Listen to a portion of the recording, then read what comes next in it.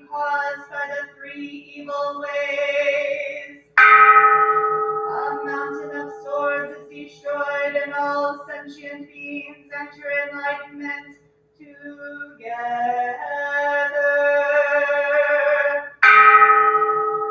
Homage to the Master Teacher, Vairocana Buddha, compassionate Lord of the Lotus-born universe, expounding the treasured verses of the sacred golden text contained within precious cases, written on jade scrolls. Each dust mote interpenetrates and the universe becomes one. Every realm is united with all other worlds. The truth is contained in the 1,095,048 words of the utmost vehicle's consummate teaching. Homage to the Avatamsaka Sutra expounded by the Buddha. To understand the Buddhas of endless time, just penetrate this phrase. Everything is created by mind alone. The mantra of shattering hell. Namawata Shidinam Samyak Samota Guchinam. Om Madana Babasi Jiri Jiri Om. Namawata Shidinam Samyak Samota Guchinam. Om Madana Babasi Jiri Jiri Om. Namawata Shidinam Samyak Samota Guchinam. Om Madana Babasi Jiri Jiri Om. Vowing now for the rest of my life not to give rise to extraneous thoughts, following only Amitabha Buddha. Thought after thought will constantly merge with the rays of his jade-like brilliance, each instant never leaving the qualities of his golden form. Holding a mullen, bearing witness to the universal Dharma realm, empty space is but a thread, leaving nothing unconnected.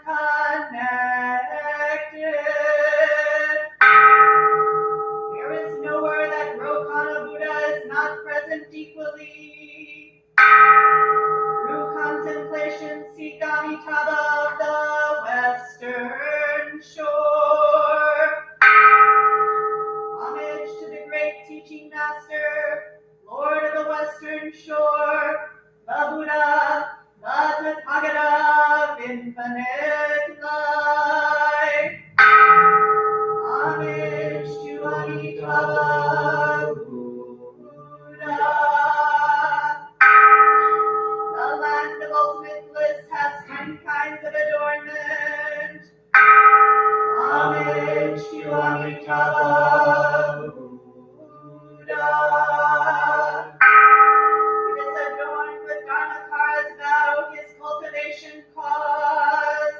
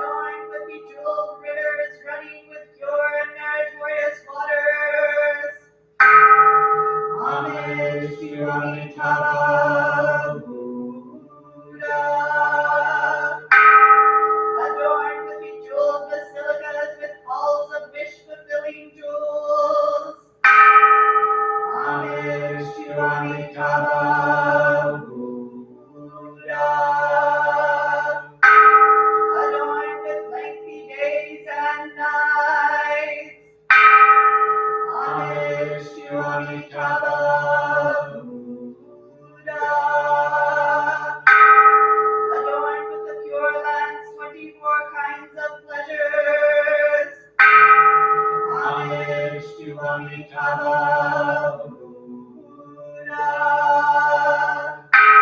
Adorned with the 30 kinds of beneficial merit.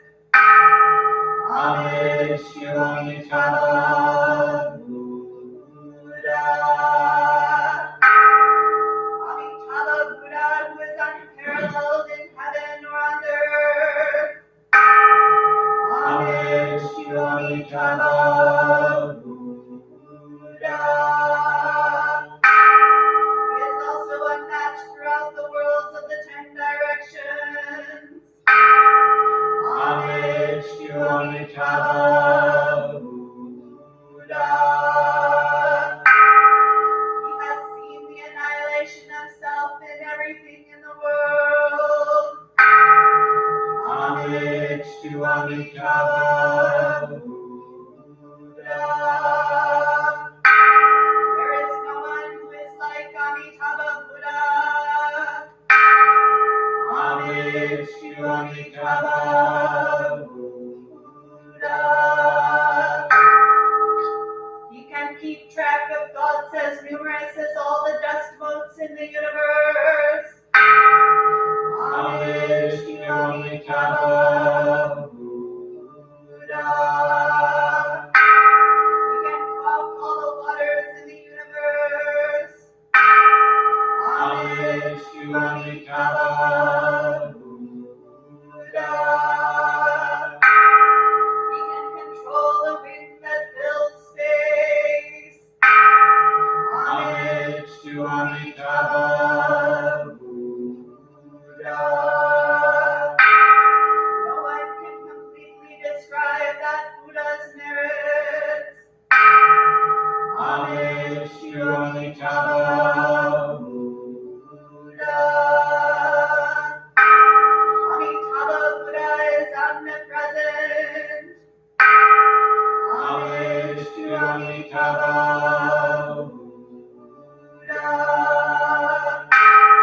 Keep your thoughts on him and never forget.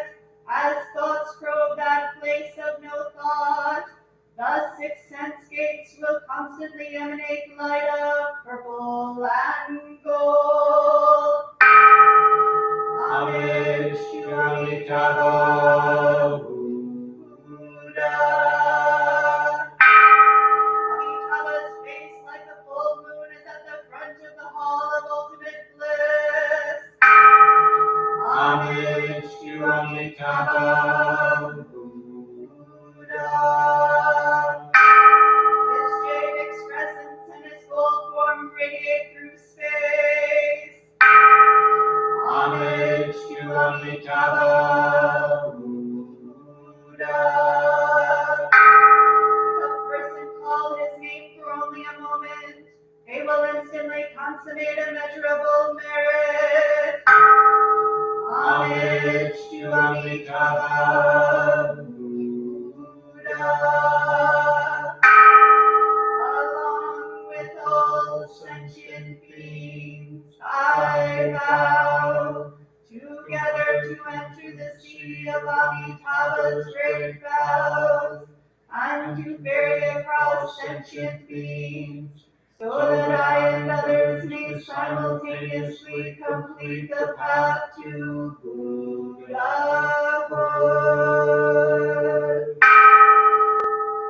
The sublime mantra of the original mind of Amitabha Buddha.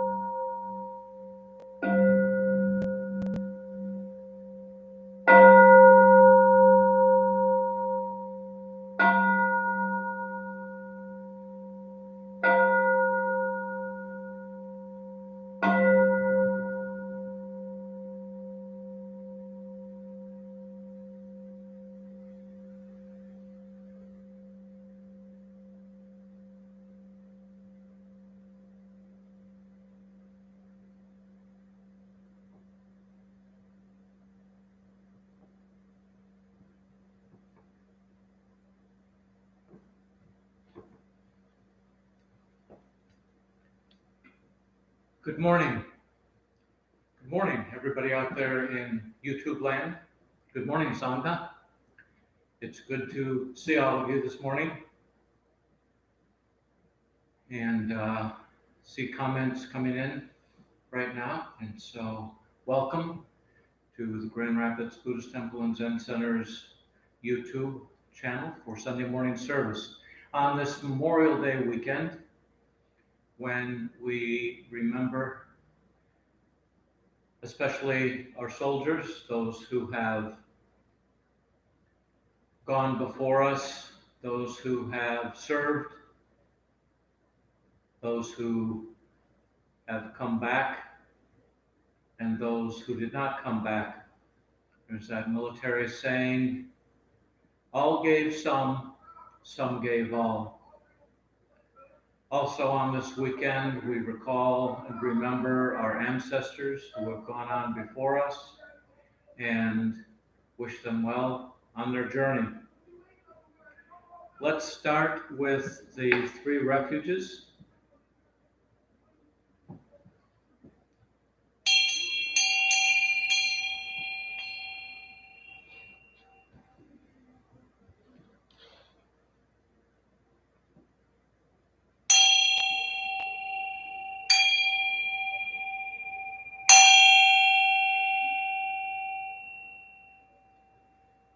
I go for refuge to Buddha, my deeply awakened mind, the living source of understanding and compassion, which must be cultivated to be known fully. I go for refuge to Dharma, the path of mindful living, leading to healing, joy, and enlightenment, the way of peace, which must be cultivated to be known fully. I go for refuge to the Sangha, the loving and supportive community of practice, realizing harmony, awareness, and liberation, which must be cultivated to be known fully. I am aware that the 3 jewels are within my heart. I vow to realize them. I vow to understand living beings and their suffering. I vow to cultivate loving kindness and compassion and to practice joy and equanimity. I vow to live simply and sanely, content with few possessions, and to keep my body healthy. I vow to let go of all worry and anxiety in order to be light and free. I am aware that I owe so much to my parents, teachers, friends, and all beings. I vow to be worthy of their trust, to practice wholeheartedly, so that understanding and compassion will flower, and I can help living beings be free from their suffering. May the Buddha, the Dharma, and the Sangha support my efforts. May the Buddha, the Dharma, and the Sangha support my efforts. May the Buddha, the Dharma, and the Sangha support my efforts.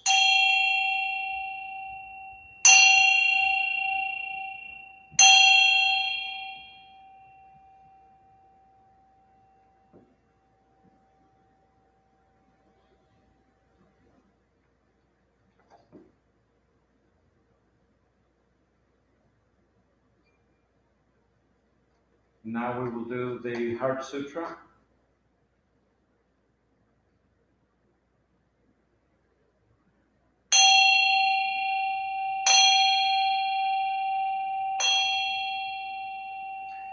Dhamma Prajna Paramita Hridaya Sutra.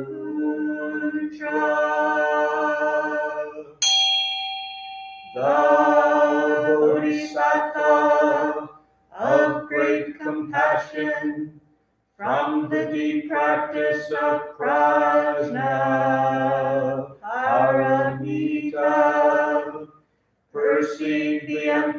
emptiness of all five skandhas, and delivered all beings from their suffering. O Shariputra, form is no other than emptiness, emptiness no other than form. Form is emptiness, emptiness form. The same is true of feeling, thought, impulse, and consciousness. O Shariputra, all dharmas are empty. They are not born nor annihilated. They are not defiled nor immaculate. They do not increase nor decrease. So in emptiness, no form, no feeling, no thought, no impulse, no consciousness, no eye, ear, nose, tongue, body, mind, no form, sound, smell, taste, touch, or objects of mind, no realm of sight, no realm of consciousness, no ignorance, nor extinction of ignorance, no old age and death, nor extinction of them, no suffering, no cause of suffering, no cease from suffering, no path to lead out of suffering, no knowledge, no attainment, no realization, for there is nothing to attain. The Bodhisattva holds on to nothing but prajna paramita. Therefore the mind is clear of any delusive hindrance. Without hindrance there is no fear. Away from all perverted views, one reaches final nirvana.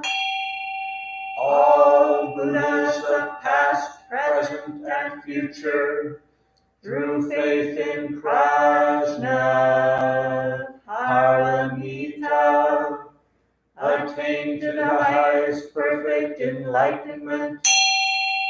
Know then the prajna paramita is the great Dharani, the radiant fearless mantram, the utmost supreme mantram, which is capable of allaying all pain. This is true beyond all doubt. Proclaim now the highest wisdom, the prajna paramita. Gate, gate, paragate, parasamgate, bodhisvaha. Gate, gate, paragate, parasamgate, bodhisvaha. Gate, gate, paragate, parasamgate, bodhisvaha.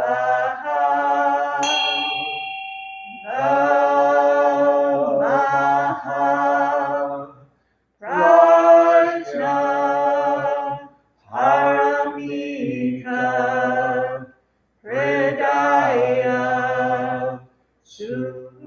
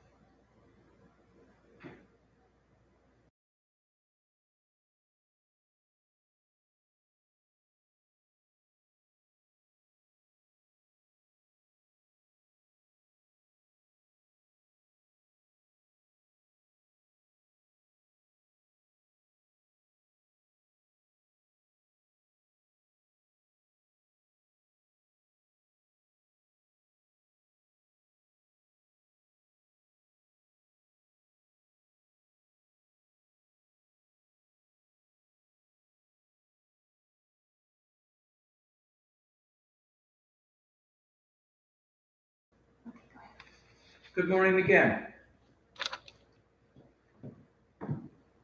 I was extremely impressed and gratified by Reverend Susan's Dharma talk last week.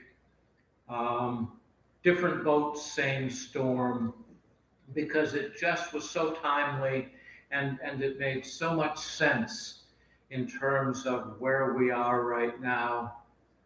And as I prepared for the Dharma talk this week, what came to my mind was, since we're all in the same storm, but we're all in different boats, as practitioners of those who follow the way, or even those who are interested in following the way, as we encounter others who are in this storm, what is the next right thing? And so that is the title of our Dharma talk today, The Next Right Thing. The reading today comes from Shantideva's The Way of the Bodhisattva. It is in the chapter on mindful concentration, starting with verse 186. Therefore, free from all attachment, I will give this body for the benefit of beings. And though it is afflicted by so many faults, I shall adopt it as my necessary tool. And so, enough of my childish ways. I'll follow in the footsteps of the wise, recalling their advice in carefulness. I'll shun all sleep and mental dullness. Like the Buddha's heirs in their compassion, I will bear all that should be borne. For if I do not labor day and night, when will my sorrow reach their end? Thus, to banish all obscuring veils, I bend my mind from the mistaken path and constantly upon the perfect sub-object, I shall rest my mind in even meditation. I apologize for my stuttering. I should have brought my reading glasses and did not. So, what does it mean to do the next right thing?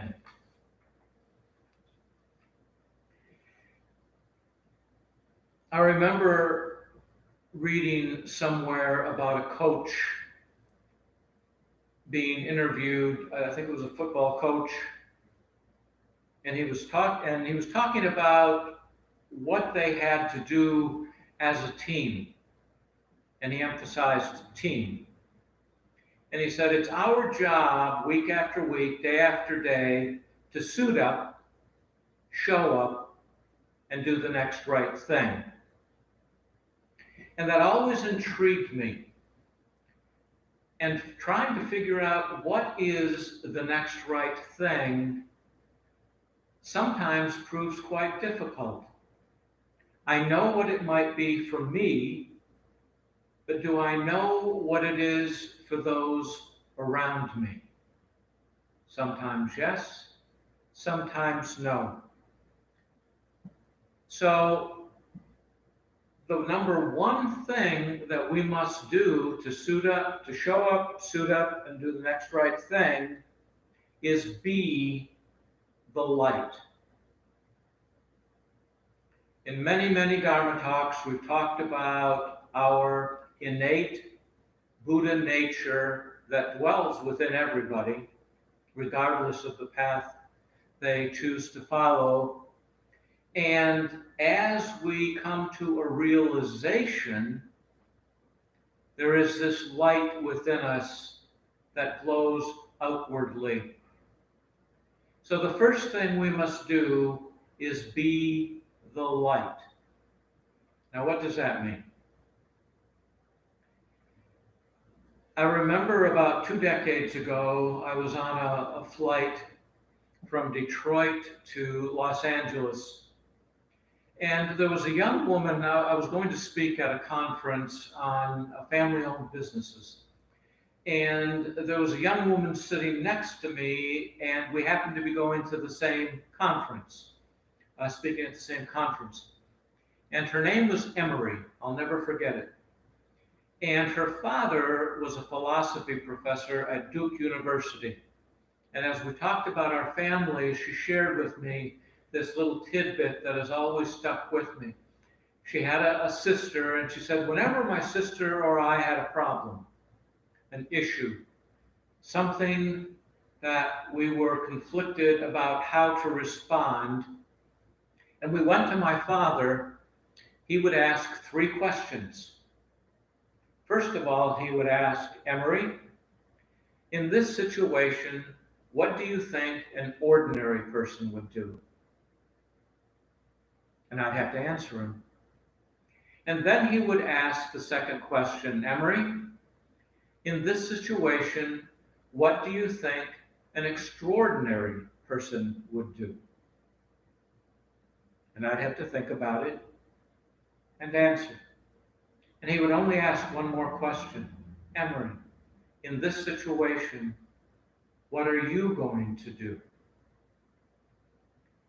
And I've used that with my own children. I've used it with friends. I used it in therapy because it stirs the imagination. It stirs thinking about what would an extraordinary person do, and more importantly, how am I going to respond in this present moment, in this storm?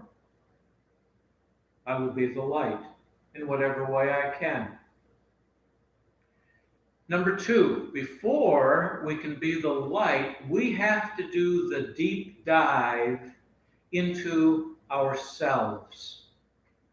And we have to break through the barriers of our own conditioning, our own fixations, our own cherished opinions, thoughts, judgments, criticisms. We have to open up to the possibilities. Another Buddhist quote, to know the way is to know the self. To know the self is to forget the self. To forget the self is to know the 10,000 things. So basically, when we stop reducing everything to right, wrong, good, bad, black, white, yes, no, the possibilities that open up to us are endless, are boundless. We can't contain them all.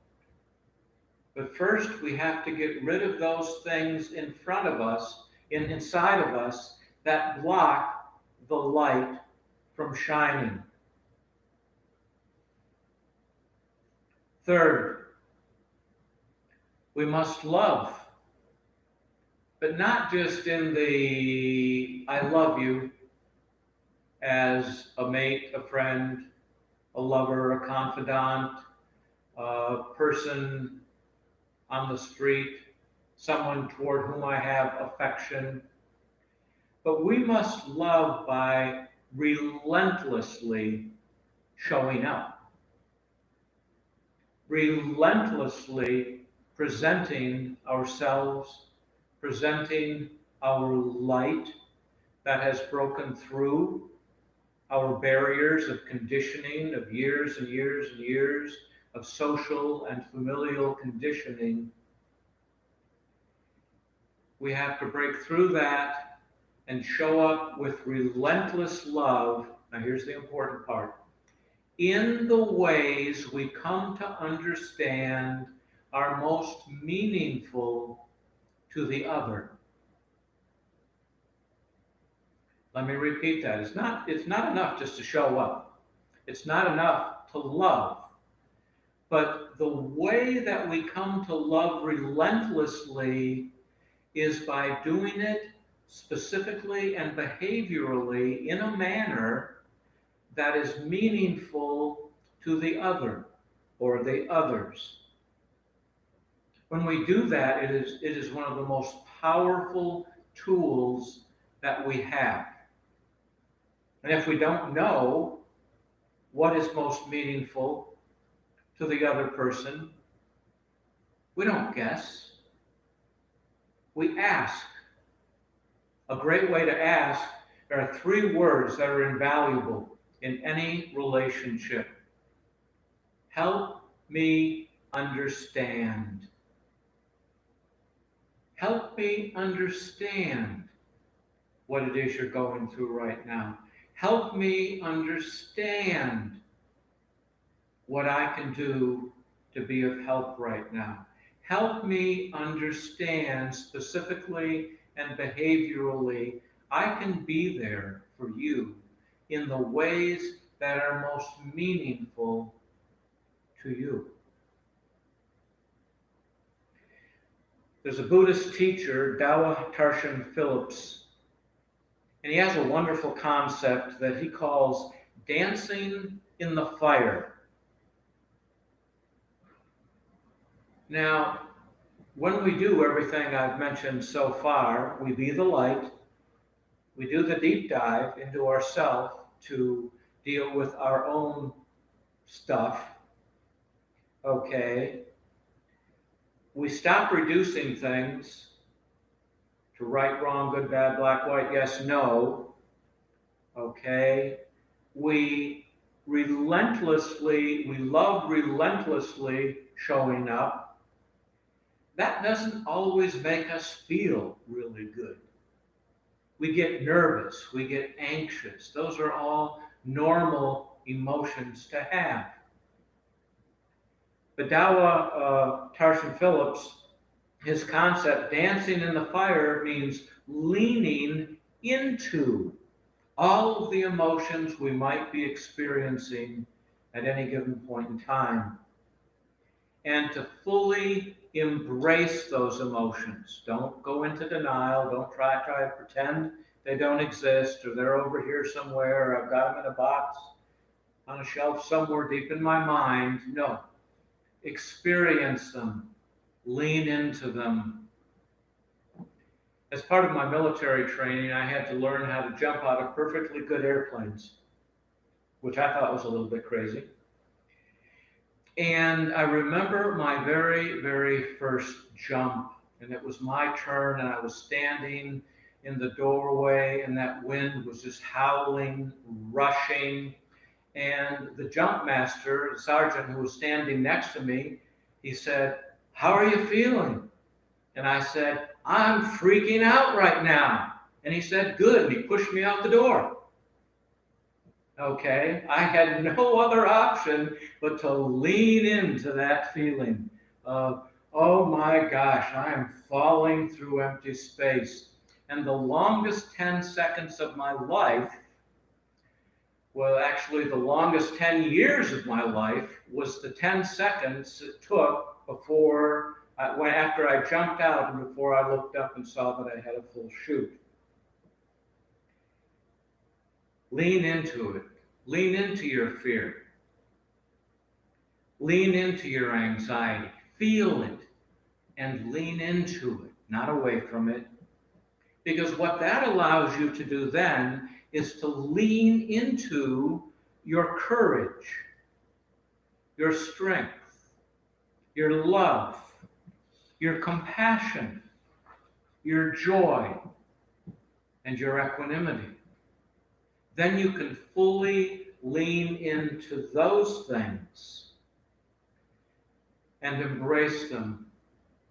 This is what gives you the energy, the necessary energy to do the next right thing in this storm. Number 5, that whether we want to admit it or not, now is a time we need to invest in trust. Now, in this time when there are so many conflicting stories and perspectives on every issue imaginable, it is easy to be suspect. It is easy to focus on mistrust. Doing the next right thing requires us to use our judgment and all of the information we have available to us in that moment in order to make sure that we are doing the very best that we can do with the information that we have, knowing full well that information could change in the very next moment.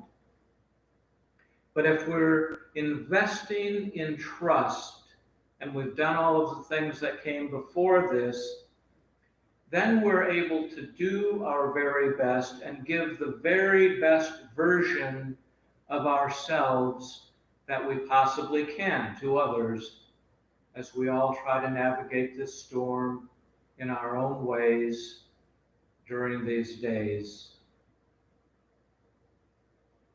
And lastly,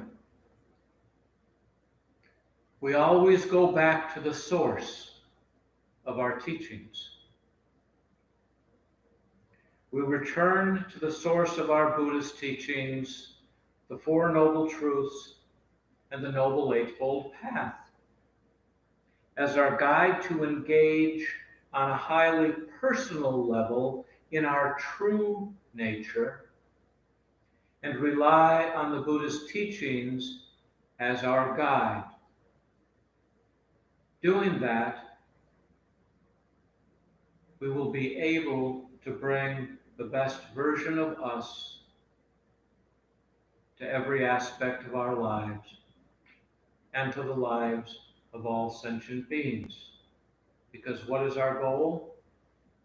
To free all beings from their suffering. Our board of directors and the clergy staff are invested in being there for you, being there for the Sangha in any way we can, but especially in the ways that are most meaningful to you. So we will be approaching the Sangha in the near future to find out what those ways might be. And as we do, I would ask that you just be honest and let us know how we can suit up, show up, and do the next right thing for you. Be well on your journey.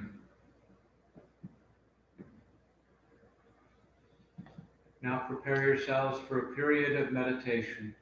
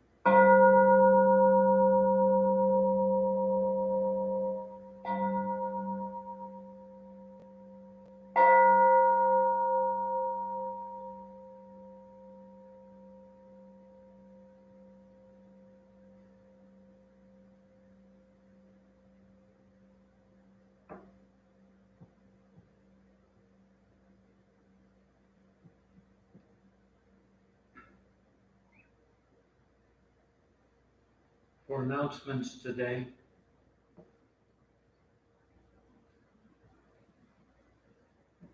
sharing of merit, the COVID-19 statistics as of this morning, 5:24. In Kent County,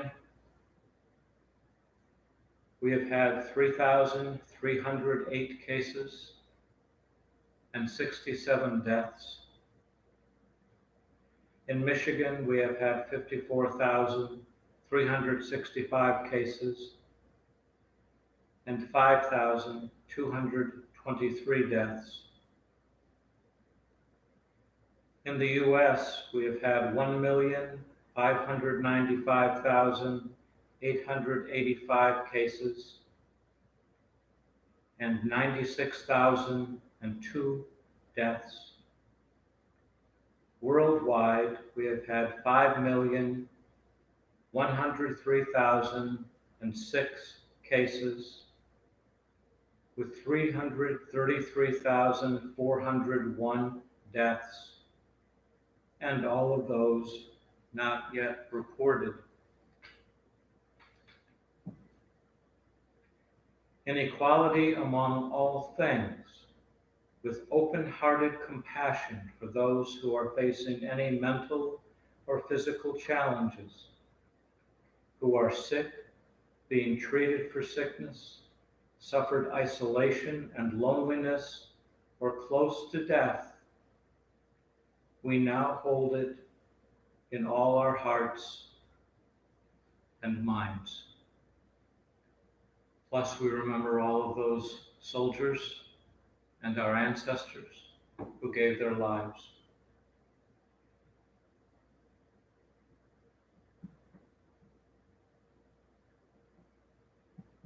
Thank you. Enjoy the rest of your weekend. And let's take a look at who's been talking to us.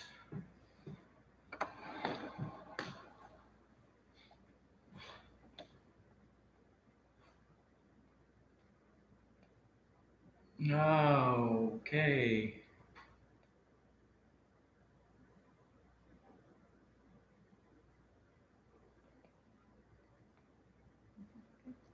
Not really. Oh, Ambo. Kate, good morning. Jake, good morning. Caleb, good morning. Aaron, good morning. And Kat, good morning to you. Good morning. So nice to see everybody. So nice to see everybody. Thank you for being with us today, and join us again next week where we'll be live streaming once again. Thank you.